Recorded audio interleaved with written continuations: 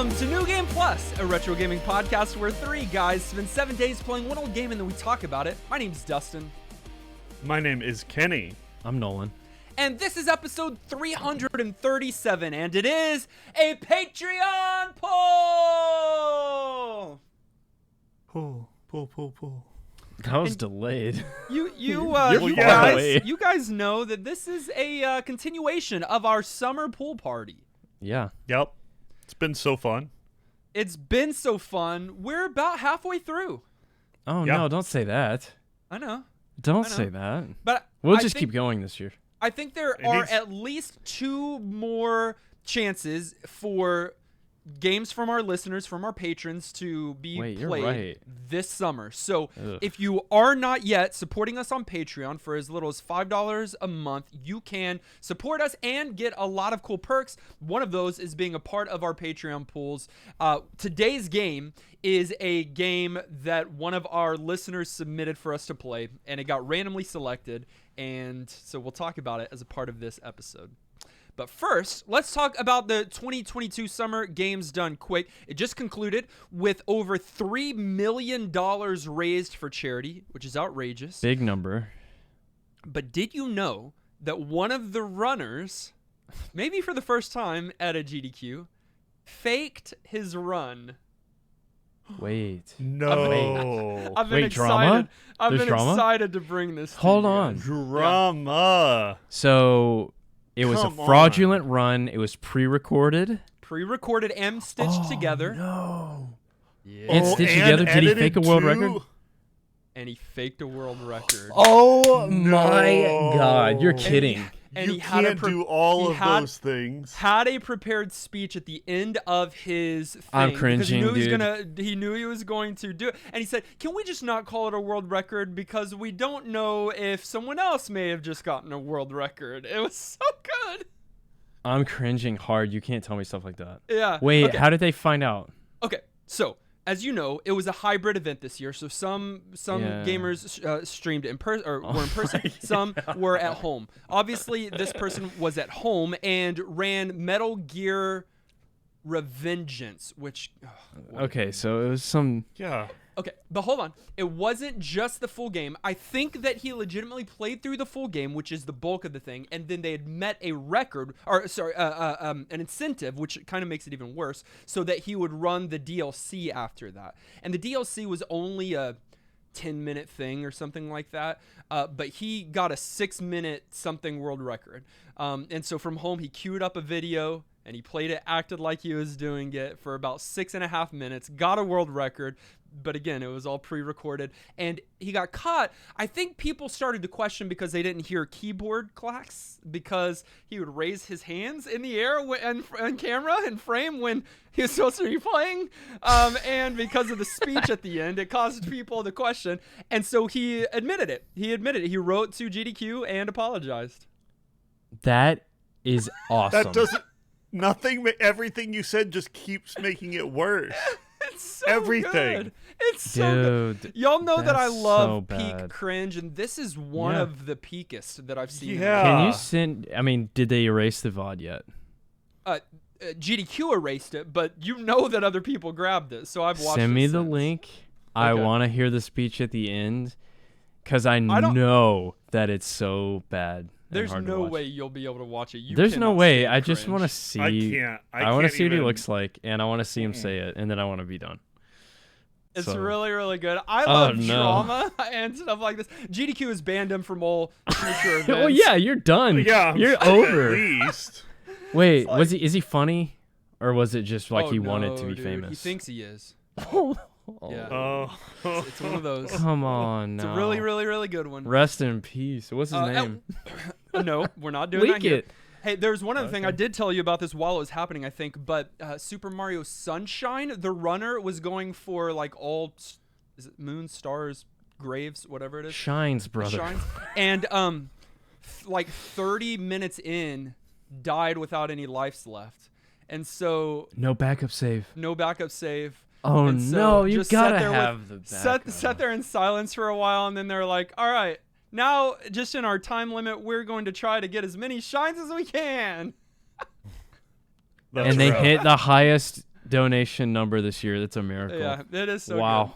Again, yeah, like you said, highest donation number, $3 million. Regardless of all That's of sick. these flubs and a few others, they were still able to raise 7 figures for charity. Know what else is 7 figures? The character selection in our retro game of the week, SaGa Frontiers. Overview. SaGa Frontier was developed and published by Square in Japan, and it was published by Sony Computer in North America. It is a JRPG a la Final Fantasy VII through 9, Chrono Cross, Xenogears, etc. This is the 7th. What are you doing? I'm reading my notes, you freak. You're just reading them? He wrote an essay Yeah. channeling his inner 4th grader, and now he's just gonna All read those it to things us. are true and hard facts. So, whatever. This is the 7th in the SaGa series. Wow. I know, that is weird. Number one, because I guess I'd heard of it, so that's not true, but I've never played them. But it's even weirder because this was the first on the console, and this was the first one that we got in the States.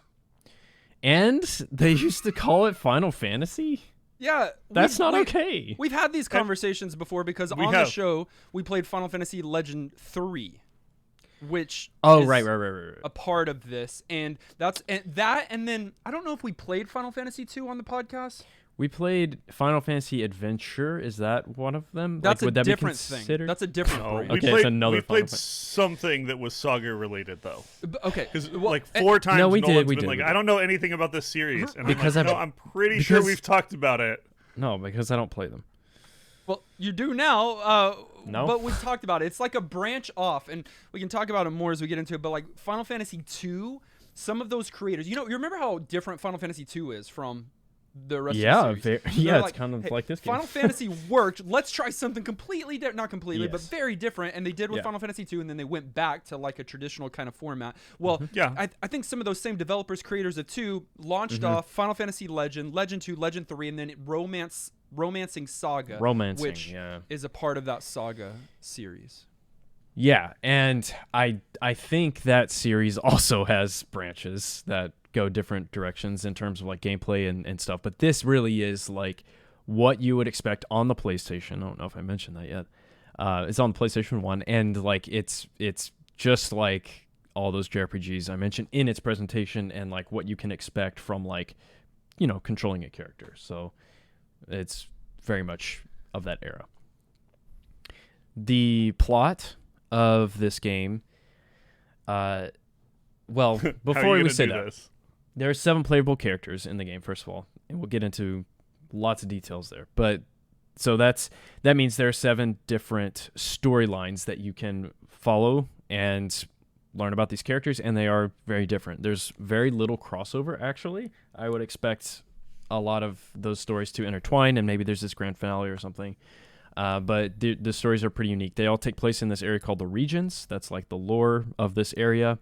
But it truly is like we could go into all 7, but we're not going to do that. So there are different characters you choose and then go through their story.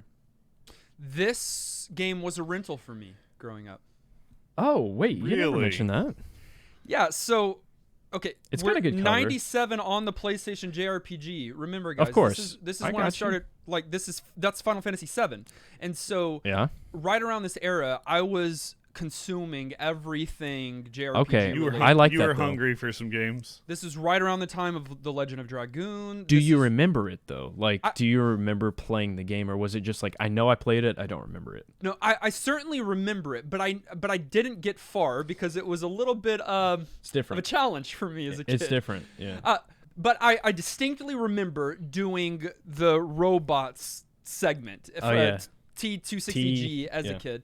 And one of the reasons why it caught my attention as a kid and that I can remember playing it today, a long time ago, is because of the immediate character selection. Like that immediately. I mean, It's even like a watching fighting your game. first play, Nolan, Yeah, though, like, it's shock. yeah, because it's like the intro cinematic and then boom, you got 7 characters to choose from. Like that's the very it caught first me off thing. guard, big Yeah. time. Yeah, I mean, so, it's not the very first thing. Oh, I guess it is. Yeah, it interesting. asks for your You 7 hit- characters, and then after that it asks for your social security number, It doesn't. your mother's maiden name. Yes, it does. It doesn't. It does ask blood type, which was And so your great. star sign and your birthday. Yeah. So Whatever. it caught my attention as a kid. Rented it a few times. Obviously, never beat it. It's too much for a kid to be able to accomplish. But it was something that caught my attention and it gives me memories even today. The thing that sets this SaGa franchise or series, one of the things that sets it apart from the Final Fantasy series, is that SaGa is known for non-linear branching plots. And so you have got maybe a little bit more freedom. But like the Final Fantasy series, each SaGa game are separate entities. So it's not like you have to play them in any particular order. They share little to no continuity between each other. Right. And I didn't rent it, and I've never played a SaGa game. This game, as we mentioned earlier, was a Patreon pool for our summer pool party. It was submitted by Joseph, who in Discord is Tom Nook. Is that? Yeah, that's Animal Crossing. Animal Crossing. Yeah. Tom Nook, the one that makes sure we pay him, like he's takes the your mayor of bells. the town? Yeah, he's a capitalist. All right, this one's for you. Gameplay. How are we gonna do this? That's actually a fair question. I mean, let's talk generally, and then we can talk specifically. Okay. Easy. All right. Starts with the character selection screen. Who did you start with? Red. Because he's all the way to the left. I also hate, though, that his hair's blue. Yeah, his whole like outfit's blue. It's like not red And he at has all. but there's a character called Blue. Right. Yeah. And he's all red. No, he's not red. Kenny, who did you start with? You don't have to look it up. You should be able to remember it. No, I started with Ricky. Ricky? Help me. Ricky How'd you Bobby? How did you pronounce it in your head? Ricky? What did you say, Dustin? I think Ricky in my mind. Did you roll your R? I say Ricky. I thought so. Okay. I didn't pronounce it this week because I didn't give that play character Ricky's. a second thought. He was clearly the best one to pick. I also started with Red. Yeah, it's You didn't he's see all the him way- climbing around on the character selection screen looking adorable? No, I didn't. I do have a question about this though, because a couple things. Red seems like the natural first choice, but the game starts on Amelia. The cursor is on her first. Like you should play her first. That's the impression I got, and so Interesting. yeah. I don't know. There's not a canonical first. That's the point of these kinds of games. They set it up and say play whoever you would like to. That. Right. Well, and really that concept is carried throughout the rest of this game of like not for sure knowing what to do or what is optimal. This game is all about exploration, all about figure it out yourself. And the reason why Nolan started with like how are we going to do this is because each character plays maybe not like drastically differently, but the amount of story and direction and level progression, a lot of things are different between each of the characters. Yes. Yeah.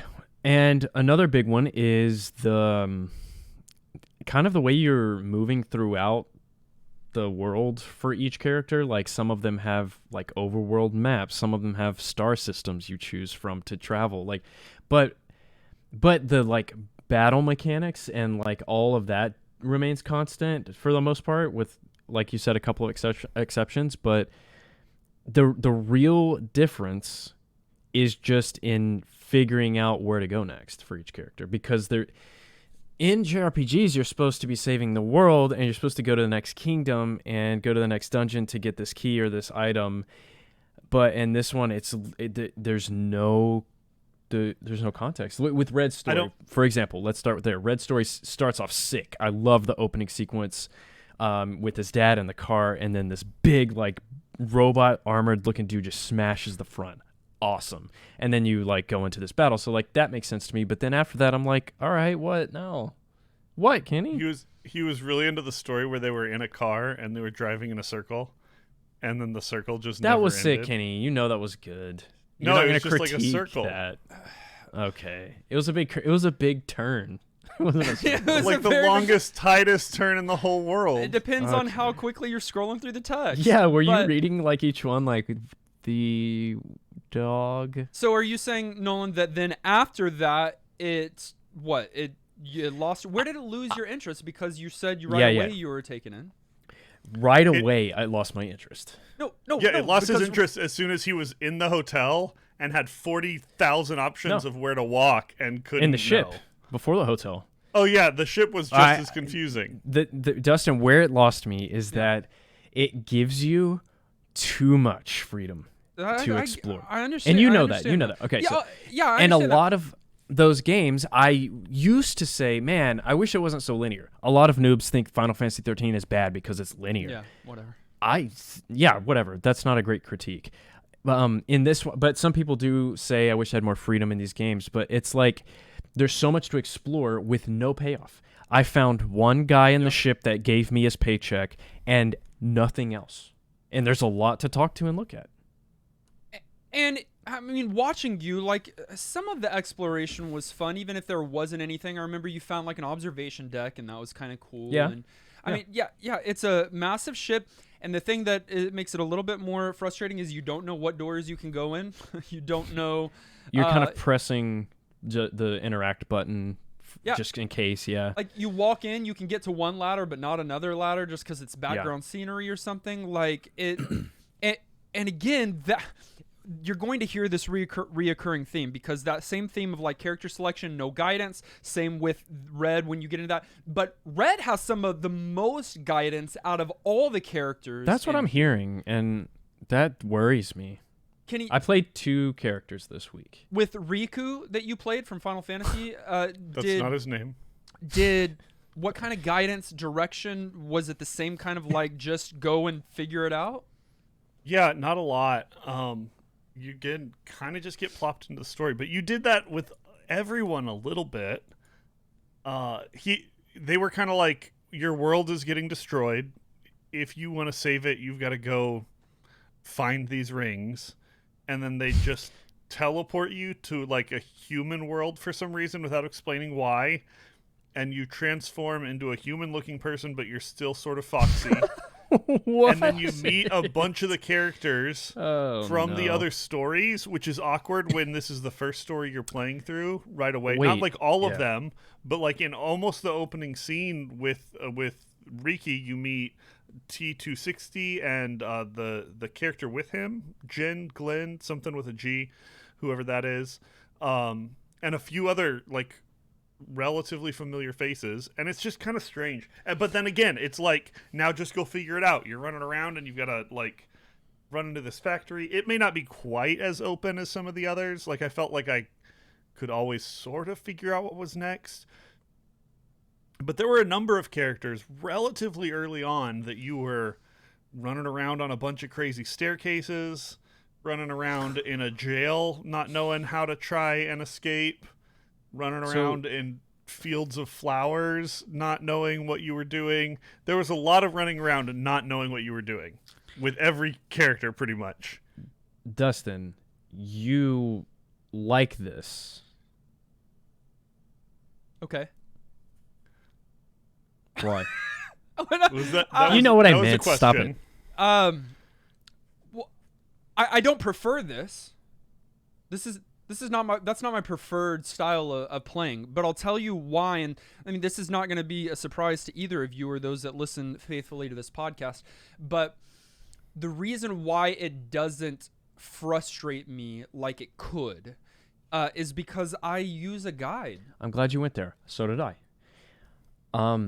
And this is more the fault of the author of the guide, but not helpful. Not helpful at all. I mean, if there would have been It's a bad guide if it's walking you through the game and it's not being helpful.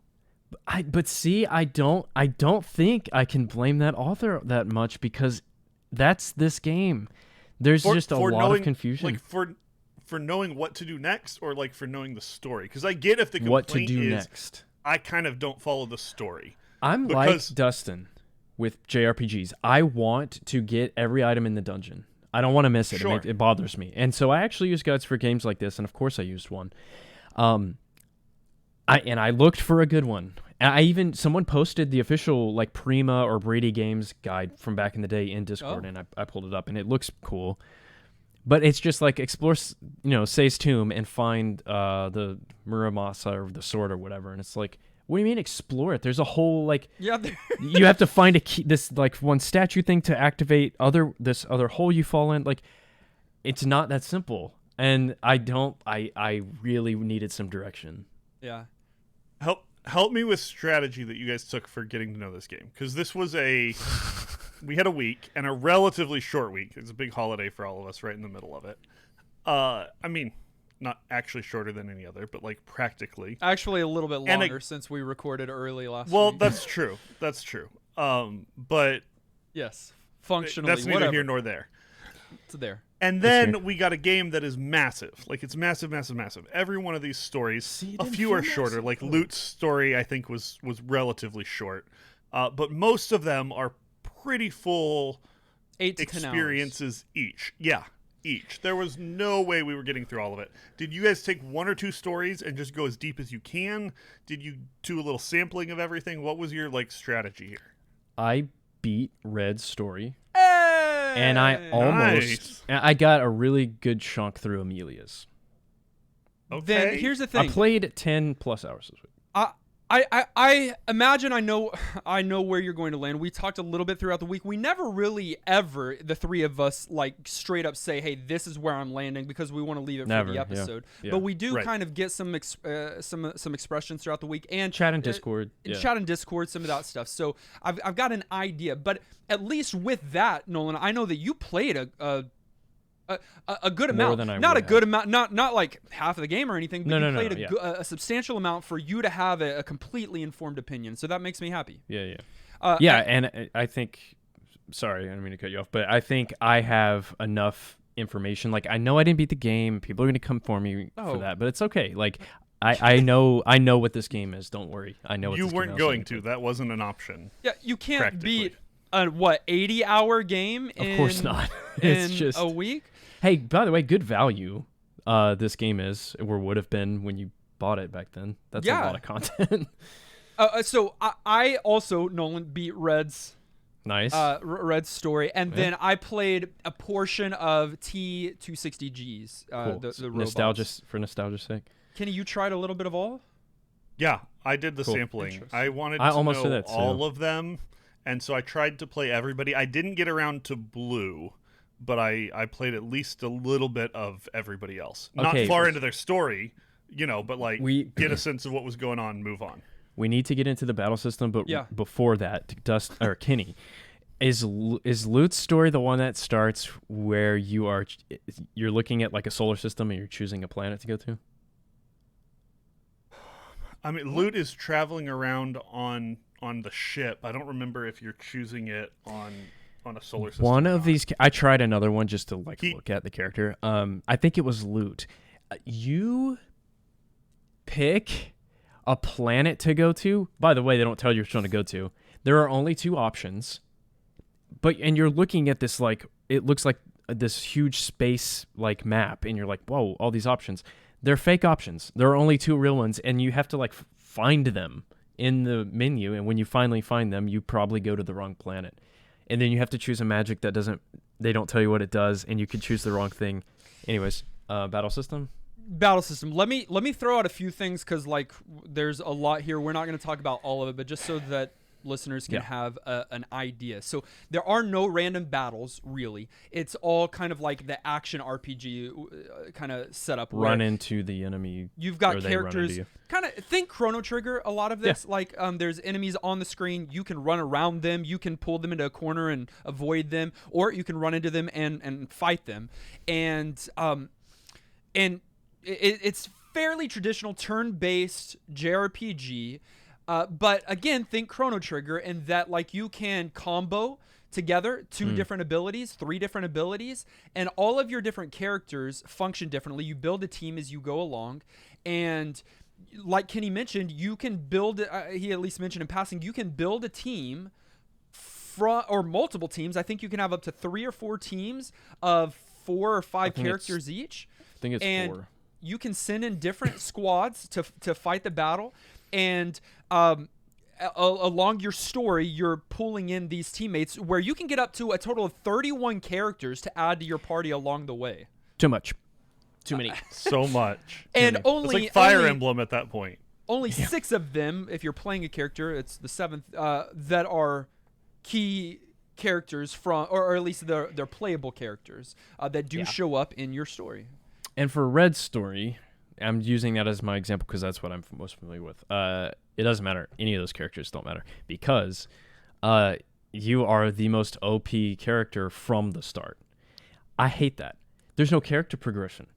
You were so mad watching you get bestowed your superhero powers in the first play and then be like, well, now I'm too strong. What? My I was favorite too weak, part- now I'm too strong. This is no fun. My favorite part of combat early on was you get Cotton pretty early, and Cotton has this ability that can morph or take on like an enemy's power. Yeah, it's a monster character type. Yeah, it's great. I liked when Red died so that I could try a different method of fighting. He can't morph in front of people because people can't know he's a superhero. Alkaiser. Dumb. So like when Cotton dies, then he can change and be OP. It's frustrated me. He should be able to morph in front of Cotton since Cotton's just a monster and not other humans. like Or he's he can morph in front of robots because they're not sentient. No or souls. whatever. No souls. Cotton ain't no snitch though. So this is an important part of the battle mechanics is that your different playable characters and even the ones that you can get on your team are different races. You've got humans, mystics, mechs, and monsters. Humans, mystics, mechs, and monsters. And a half mystic. And a half mystic. Is that Riki? No, Asaelas. Oh. Asaelas. And they develop in different ways. So it's just another layer. It's like they each have their own way of developing. Monsters, like Cotton that Nolan just mentioned, they can consume enemies that they've defeated and gain one of their abilities, and their shape shifts and they can change. That's what Riki is. He's a monster. A monster. We played.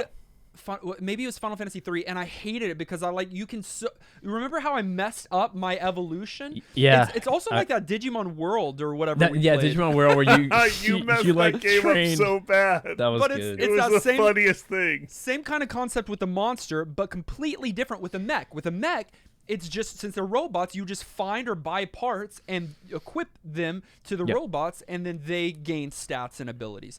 Humans level up like kind of regular things, and so you and I played Red differently. You played him primarily as a superhero, it sounds like. I played him primarily as a human. So then you unlocked all the like strong abilities that were like in human form. So that reminds me of Final Fantasy II, and it's interesting that you had said that some of the same team members may have worked on that. I believe so. So in FF2, you level by using magic, and that magic gets stronger. It's not like I get XP points and then everything just gets stronger at once. You have to invest, right? So there's a trade-off. You have to like choose which one you want to pursue, and this one has something similar, where Dustin had to send me a whole nother website to break it down for me. Like I had 3 guides up. Same. And it's like, yes, it's you use.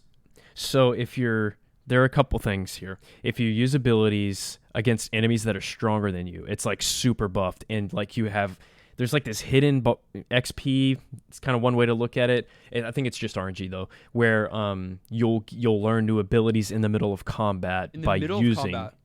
Which is cool. I love it. And then you can every use time them straight away. And every time and you get to use it for free, I think, the first time it shows up. Maybe it charges, I don't remember. But I hope for free because like you didn't select it. I know, like that could drain your meter. So I think it's free, which every time it happened, I was like, yes, like it felt good, right?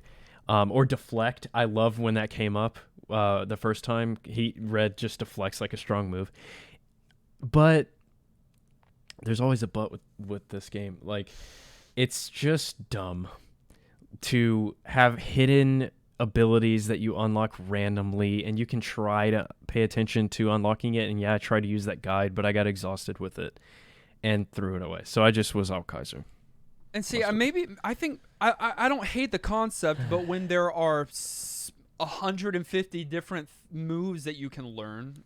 You know, like from punch alone, you can learn like 6 other moves. And then from one of those moves, you can learn 2 or 3 other moves. And then, so like it just branches. And that's just with your physical attacks. With every sword, you've got a different branching tree. With Guns. you've got so many branches. So like I worked hard this week to get a move called DSC.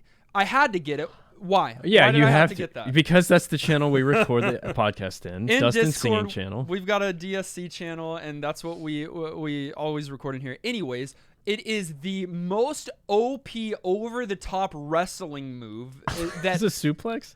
yes, that does over 20,000 damage points. Yeah. No. And so insane. for only 18 WP, is that what it is? WP, yeah. And so like I punched enough times to kick enough times to suplex enough times to do this enough times to finally be able to use DSC. You would. That's so funny. So you got it and used it on. Oh yeah, got it and used it final, almost in every of the final battles. It was so certainly good. worth it. So yeah, it's a complex system. On top of that, like one of the things that was kind of unique is that there is permadeath in this game. You think maybe Fire Emblem, and that you don't. So your health is replenished after every battle. But if you die in a battle, if you go to 0 HP, then you have, like in D&D kind of, you have death points that so every time you're hit after you're KO'd is 1. And 1 and 1. It continues to take 1 away, and you've got a limited amount of those. And if you lose all of those in a battle, then your character is perma-dead. And so if you've got party members, they're gone. They're erased from the story from then on. I like the mechanic. I do. I think it's unique. Yeah, I'm kind of into that.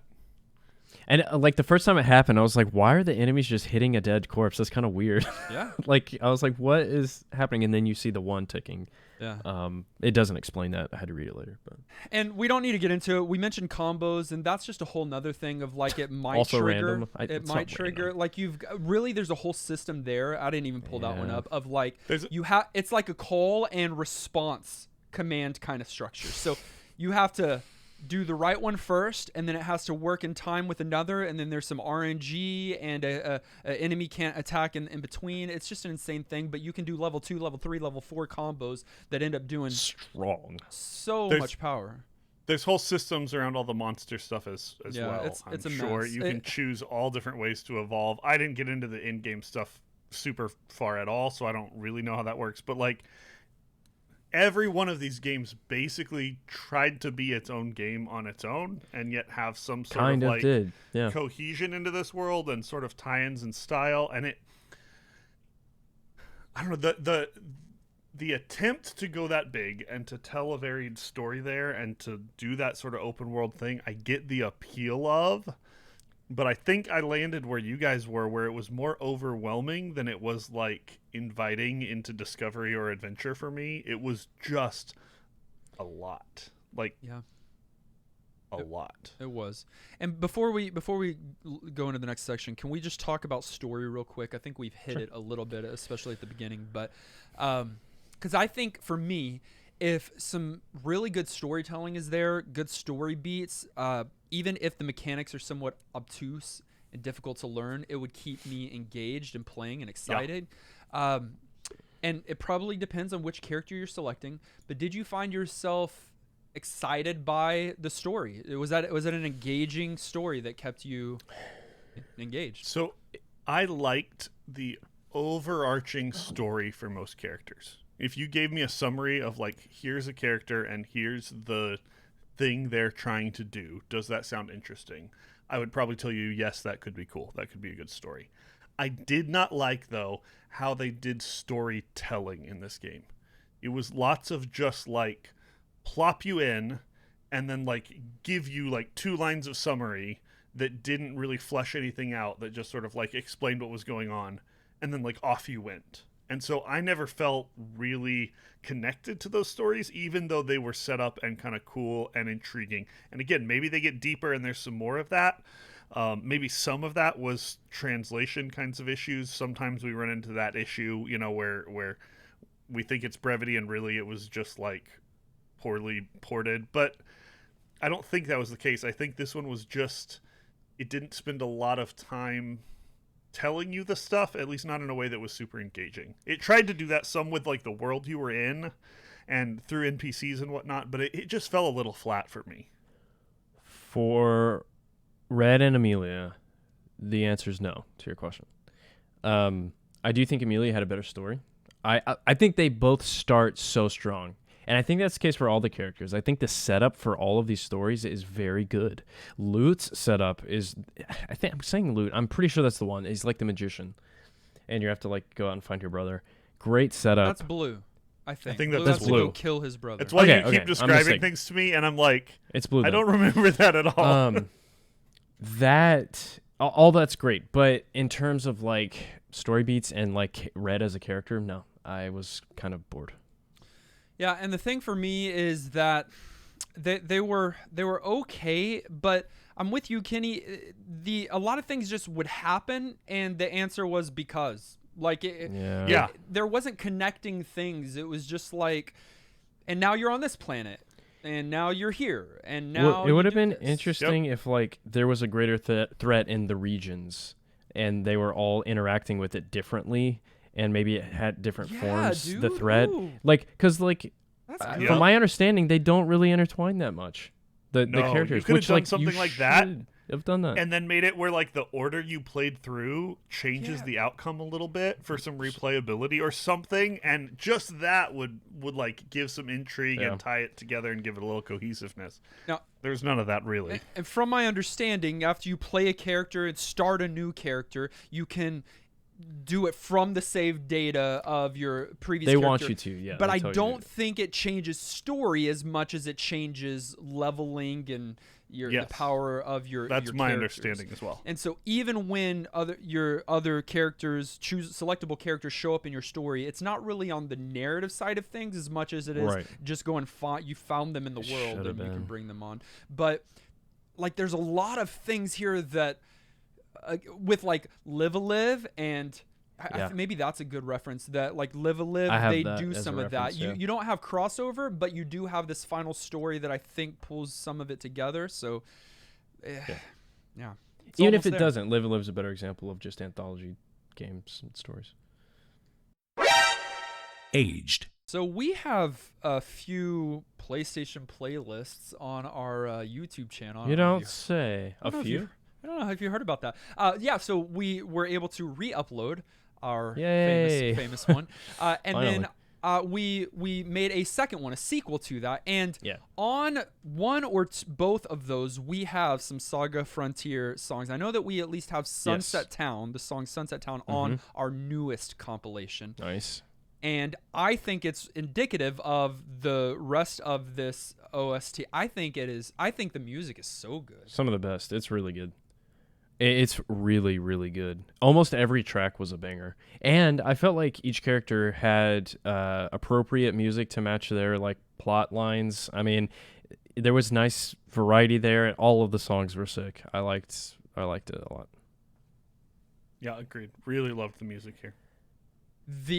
And that's not a surprise. Square, I think almost everything that Square puts out, they get composers that know what they're doing. It was Kenji Ito, who has worked on basically all the SaGa games and some of the Mana games, I think. So like it was gonna be insane. Graphically, I think it ages, but I like this style. I like it. I think it's charming. It's charming, and it reminds me of the era. It reminds me of all those Final Fantasies. Like Final Fantasy VII, big time, where they've got like that artistically designed static background that is a little bit blurry, and you don't know. And there's an exit or entrance somewhere, but you can't fully tell. Yeah. So it's frustrating, but I think it looks good. I do too. I like it. I don't mind the look. I think it does look good. I think it is worth pointing out that like this is all 2D everything. You know, this feels in that way a little bit more Super Nintendo era. My understanding is they were sort of developing this game kind of before they knew PlayStation was what it was going to come out on and some of the capabilities there. I don't know that would have changed the direction, and I hate when everybody runs out to like the newest console, especially in this era, and is like, we gotta do 3D, and then does it poorly. And so like to some degree I'm glad they didn't, but it also felt a little out of place to me because of that. I kept almost forgetting I was playing a PlayStation game, and that's not a bad thing. If anything, that's probably a good thing. I just think it's worth kind of pointing out that it's kind of this out of place sort of anomaly in terms of like the technology. I don't know. With the pre-rendered, or not pre-rendered, but just the detailed backdrops, and then like you're kind of in the foreground navigating, what comes along with that in this game that's not really that present in Final Fantasy VII that I remember. Why does this game have Hunt for the Pixel as a thing, like as a mechanic? Dude, I can't tell you how much time I spent in Amelia's story trying to jump down this hole in the ground, and I knew I was supposed to do that because I had a guide, and it was telling me to do that. I was like, dude, you can't. I was like, you can't. I spent so long trying to press the button to jump. I finally did it accidentally, and I'm like, imagine not knowing that you can jump down that hole. As a casual player, you'll never figure that out. And hunting for it also happened in Reds a lot too, like secret bookcases moving and stuff. I was like so frustrated that I had to be perfectly aligned with whatever I was touching. Final Fantasy VII has a solution in that like you could press select or one of the buttons, and these little like arrows or indicators pop up on doors or on things. And I know that in the remake of SaGa Frontier, the somewhat recent remake, that they have those indicators so that you can tell the difference. But without it, man, it's rough. It's like really rough. As we talk how this game aged, it is worth pointing out that this is a popular enough series of games and title itself that it did get a remake, and very recently. I know you just said it, but like that always speaks to whether a game at least was loved or liked well enough that they think people will go back and, like pay money for a remake ultimately. And this one had one, and it wasn't long ago. Yeah, 2021, they remade this game for Android, iOS, PC, Switch, PlayStation 4, updated its graphics, added an additional character that was supposed to be in the game in the first place, and added some cut content that was going to be in the game but cut due to time constraints or other things like that. They wanted to add another character in another story.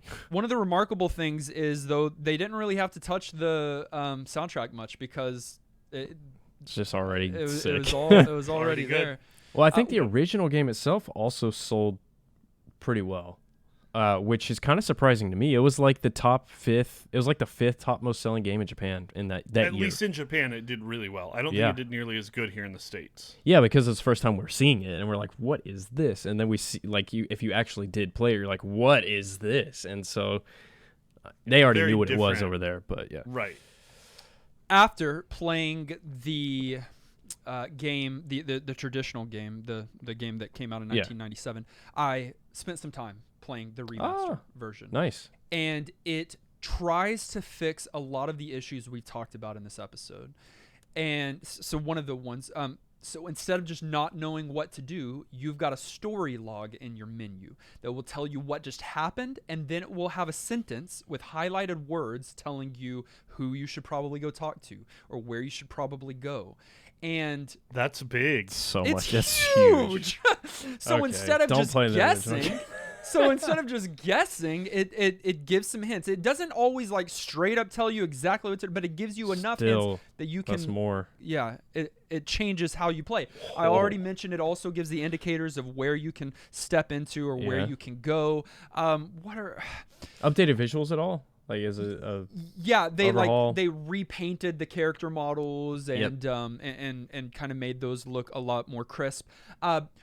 You can now flee from battles. I think you couldn't flee from battles in the original, which is problematic because of the battle. Like the level of some of the enemies that you fight is tethered to how easily you beat the previous enemy. And that also matters with the unlocking system of skills as well too. Yeah. Like that level difference. So. And so being able to flee helps you to strategically not level up enemies past a level that you would want them to. There's quick saves. So it really is a good remaster in the sense of it's taking what was there and fixing and trying to patch over some of the problems. I like when remakes and remasters aren't simply graphical overhauls and there's actually quality of life stuff in there. I think that's a good idea. There are multiple endings to this game, so that definitely helps with the replayability if you're able to get through all of those thick There's stories. of games. multiple endings for each character. I don't know about for each for multiple characters. There's multiple endings, and then Yeah. for like the final Okay. thing, yeah. So $21 used, which is not bad. That's cheap. That's Not what bad at all. I would expect way more. 177 new. I would expect more. It's a little bit up there. It is $383 less than last week's game, which was Captain Yeah. Planet and the Planeteers. Stop it. No one's buying that game. So It's if that true. says anything. No.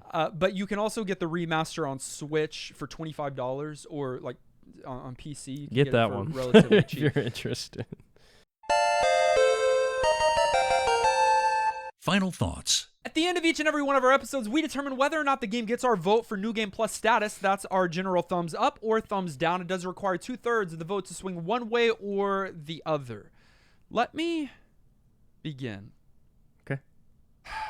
By saying, I know this is not a game for everybody, and I know the ideal way to play a JRPG is not to have up 4 browser windows that you're operating between, reading like how this system works and the different translation issues and all of that. But there is just something so charming about this game that works for me. And while I mourn for what it could have been if everything was a little bit more refined and perfected, although I mourn for that, I still enjoyed my time with it this week. I love the unique characters. I love their unique arcs. I love some of the systems here, although they are way too obtuse. Someone this week in our community, and maybe even on our commentary that I'll read, said something like it seemed like you got all these developers and they were each coming up with ideas and making it happen, and then they all came together at the end and put all their ideas together. So They're they just don't like, yeah. necessarily work fluidly with everybody, but there's a lot of stuff there. It does feel like that. I would say this 1997 game is worth your time and worth playing, and then swap to the remake, and I think you'll fall in love with this game, or you'll at least like this game and respect what it brings to the table. It's not perfect, but it is adorable, and I'd give SaGa Frontier my vote for New Game Plus status. This one reminded me of a Thanksgiving meal. Here we go. Everybody shows up, Turducken. bring something a little bit different.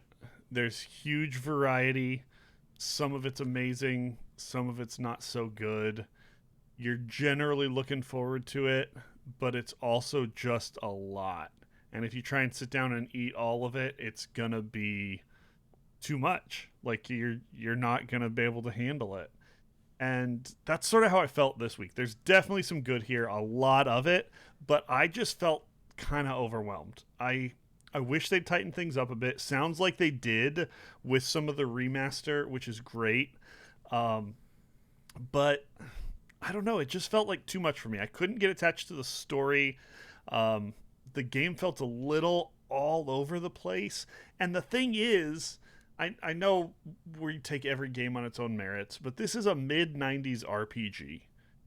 And there are so many absolutely amazing mid-90s RPGs that for me, unless I just like overwhelmingly feel like it's a absolute banger, I've got a hard time recommending it. So this is not a bad game.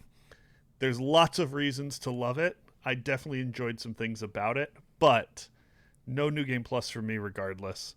Pick another mid-90s RPG in my mind, and you'll probably enjoy yourself more overall.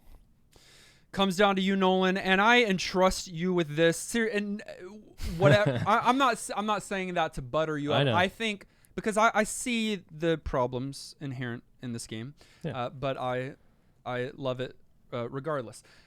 You gave it some experience and time this week, like we all did, and you're the selector here. You're the chooser, life or death. Okay. This game has great promise. It really did remind me of Live Alive when I first was introduced to that character screen. I was like, oh my gosh, this is going to be sick. And they're all unique and like cool. The intro to each character is very good, from cutscene to the setup of like who you are and what you're going to be doing. And most of the characters themselves, I think, are pretty strong and likable. Most of them. There's a lot of good that is set into motion. But for me, the longer I played, the more that promise fell off, like nosedive fell off. I don't like how disjointed this game feels, which is a surprise because I love anthology games. But I mean, WarioWare is very far removed from this. But where Live Alive was a fantastic execution of unique stories and varying mechanics, like there was just different things that you learned each time, and then you're like, cool, this is now it, and it works. This game felt like to be a collection of stories with of the time JRPG mechanics. The problem is the mechanics are unfinished and not fully realized. And I'm lost the majority of the time. It feels bad. I struggled to keep playing this week, but I pushed on more than I normally would just to see if it would click. Maybe there'd be a mid to late game click for me. I do not give this new game plus, not even close. It's one of the worst RPGs on PlayStation. Wow, Wait, that pendulum swung. Where did that last line come from? What do you mean? He's been kind of hedging about how he feels about it this whole time, and then we saw how he really feels about it. Kenny said it. You've got some good options. It is one of the weakest on PlayStation 1. But Kenny also said it's not a bad game, and you said this is one of the worst JRPGs on the PlayStation. I said what I said. Well, I take back what I said about entrusting you. You entrusted me. You can't take backsies. It's a mess. Well, that actually hurts. SaGa Frontier is not New Game Plus certified. Whoa. You're not surprised by that. You can't be. Not after what you're about to go through in commentary. I didn't prepare myself. Our community, from what I saw, did not vibe. We had 244 votes on YouTube. Only 27% said yes, it's worth playing today. 7% said no, and 66% have never played. I mean, pretty much getting that same spread each and every week, regardless of the game. No one's played games. Yeah. We haven't either. I want to read a few of the thoughts from our community. A lot of people wrote in. Won't be able to include all of them. Garlisle said, how do I even condense my thoughts? Live a Live is obviously a comparison point for this title, but I struggle to find the same love for SaGa Frontier. The setting feels like the team made a bunch of assets in their spare time, then were told they'd be releasing the game in 2 months and desperately try to string them together. The character stories, at best, are shouldered by minimal personalities and inconsistent plot beats, and at worst, entire characters have little more than an opening cutscene and final dungeon. One character's story famously doesn't even have an ending, and the gameplay, when it doesn't work, the player's left with no sense of where to go next, confused about how to develop characters in deliberately obtuse and concealed systems, and getting trapped in unwinnable game states they need a backup save to escape. When it does work, it's still mediocre because all that complex growth and non-linearity adds little to a pretty standard battle system with a few strategic options.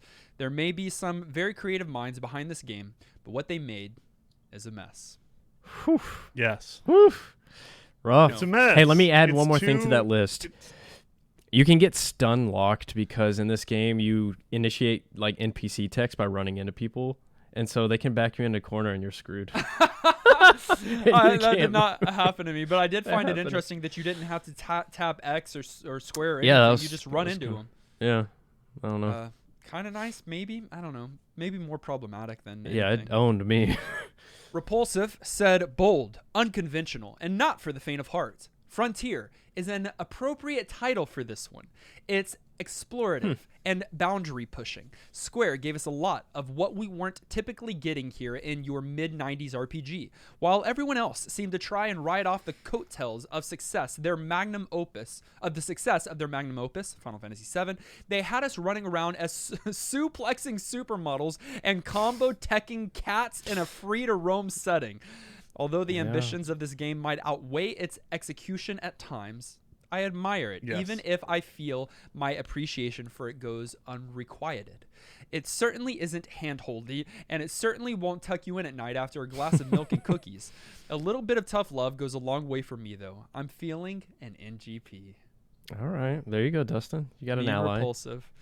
Repulsive. Yeah. Whereas I just want video games that tuck me in at night with milk. Oh and yeah, cookies. I want a glass of milk, a little bedtime Yeah. story. And I want I to cuddle typically up with my video game. I typically do as well, but if I'm in the right mood, which I was this week, to pull up all the strategy guides and That's learn fair. and everything, it just worked Getting for a me little this week. dangerous instead. But that's not every week, and that's not every person. I get it. Brojim said, this has the feel of being shoved out the door because Square had bigger and better things to spend development money on. It's a chore to play. Combat is so dense and command heavy that even after you read multiple posts to understand what abilities you should use in what order and how that affects stats, Yeah. and can teach your arts or mutate your best character to learn new abilities, that OMG, can I just play the game for fun? Thing is, all I'm doing is using a certain ability to unlock some other ability that a website said was good. The only character I understood was the robot. Put stuff on him, go boom boom. It all boils down to combat with me, and I was skipping fights in the first big dungeon because I was exhausted selecting 5 attacks I didn't care about to level up / get a chance at an art, then go through a tedious post-combat where everyone leveled up and my beast got to perhaps sacrifice a random skill for something probably worse. This game was less entertaining than work. At least work pays me. This game I had to spend $25 on. I need to confess something. So I ended up playing Symphony of the Night all the way through this week because I was just over this game, and I started Chrono That's where Cross. you've been. Oh, not Path of Exile. I haven't been logged into Path of Exile. What was the second thing you said? And you started Chrono... Cross. I was in a PlayStation mood after this game. Like, I still wanted PlayStation, but I didn't want this, and so I played through immediately, and I was like, Well, I'm done. You played 2 games that are non-negotiably better than this one. Of course you're going to be... I doing this. enjoyed my week because of them. Yeah. They were And better. finally, Joseph, Tom Nook, Hello.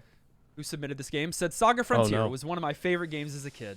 Was. From the moment I saw a preview in EGM, I knew this game was for me. From the multiple overlapping characters to the varied and diverse regions to the deep and engaging combat, this game just got its hooks into me. It may not be everyone's cup of tea, but it's certainly unique, and I guarantee everyone who spends some time with this game will have a strong opinion on it. That's true.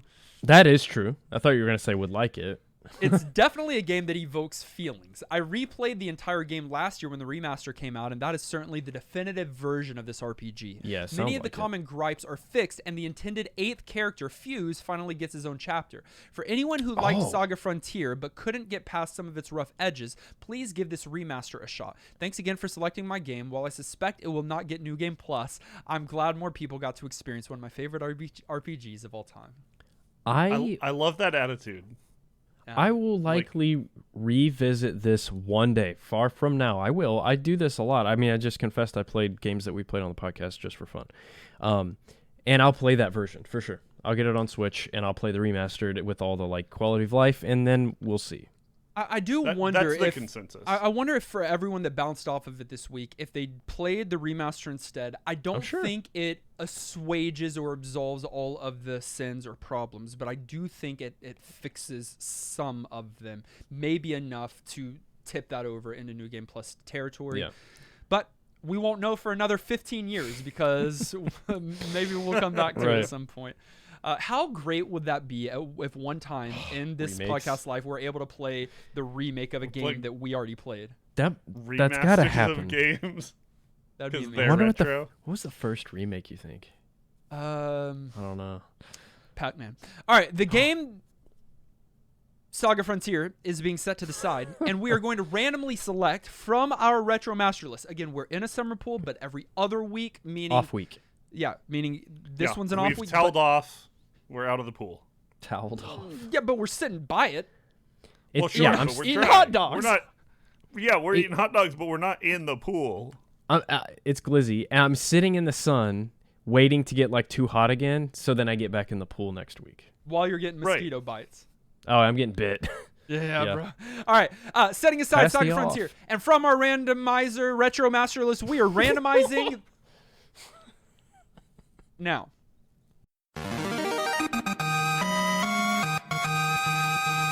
We're going to be playing a game that came out in 1999 on the PlayStation. We're remaining on the console. Okay, I'm actually happy about that, guys. You know what's fun? It was developed by Naughty Dog and published by Sony Computer Entertainment. Whoa. Big. Okay. Wait, Crash? It's a part of a series that I don't think we've played on the show before.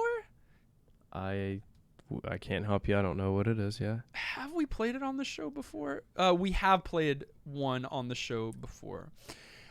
This game is the 4th installment in the series and is a kart racing video game. Yeah.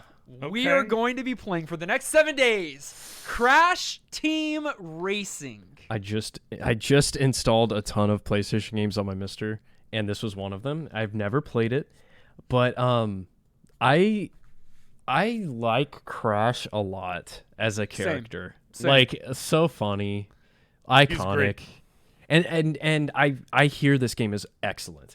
Like it's like Diddy Kong Racing meets other like, I don't know, racing games. My experience, because I even just recently, I don't know why, but I looked at because I did a YouTube poll. I was looking at I was looking at top ranked kart racers. Obviously, some of the Marios are up there, right?